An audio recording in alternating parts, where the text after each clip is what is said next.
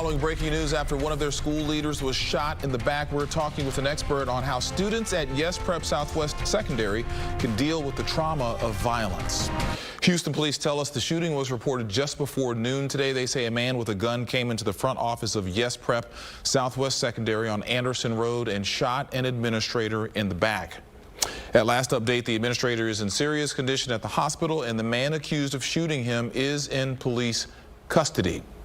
The students who attended Yes Prep Southwest are around adolescent age, and joining us now is child psychologist Dr. Stacy Passe. We certainly appreciate you joining us this afternoon.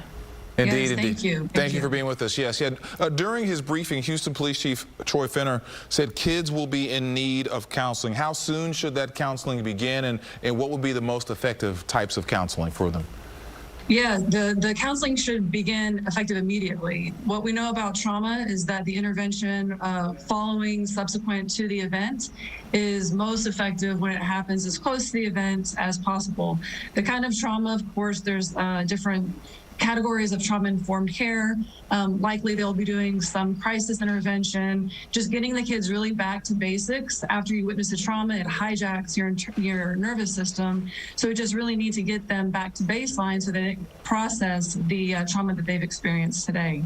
And you talk about getting back to baseline. Doctor, we saw a lot of emotional reunions happen in real time just a matter of hours ago. And now that the kids and the parents are back home, maybe sitting in the living room, those feelings have got to be still so raw. What do those conversations need to look like right now between parents and kids?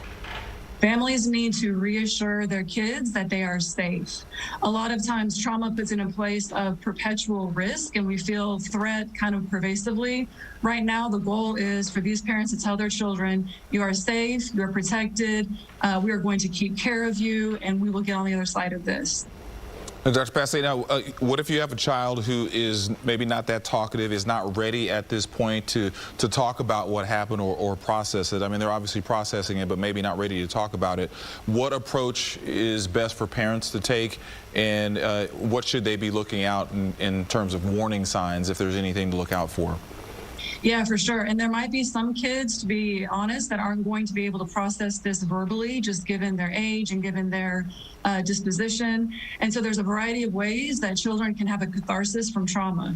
Play therapy is one way that we can utilize that. Journaling. Music is a huge resource for kids to be able to connect and kind of have, emotion expression. And so we can't expect for these children to give us a play-by-play what they've seen today. Once again, their nervous system is in disarray, and they're not going to have the verbal words to be able to articulate their experience.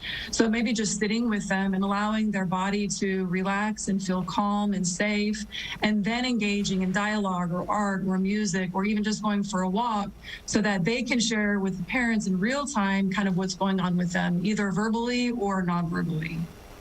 And this sort of tragic and trauma happened on a Friday, Doctor. So we're going into the weekend. Families are going to be together. What is your advice for, say, Saturday morning, Sunday morning? What kind of those conversations should look like now that we're going into the weekend before another school week next week? Yeah, the fact that it happened on a Friday is unfortunate in a lot of ways, because the in-school support isn't going to be there for a few more days. However, for kids right now, structure and routine is absolutely critical. So this is not a time for parents to allow their kids, to stay up all night or, to go out and do things they traditionally wouldn't. Right now, we need to keep things as routine at home, close to home, letting them know that there is a consistent, constant response that their caregivers will provide while they are still feeling at risk and threatened by the trauma that they've witnessed today. Okay, Dr. Stacy Passe with Be Someone Therapy, thanks so much for your time and your really valuable insight as well. Yeah, without a doubt, thank you.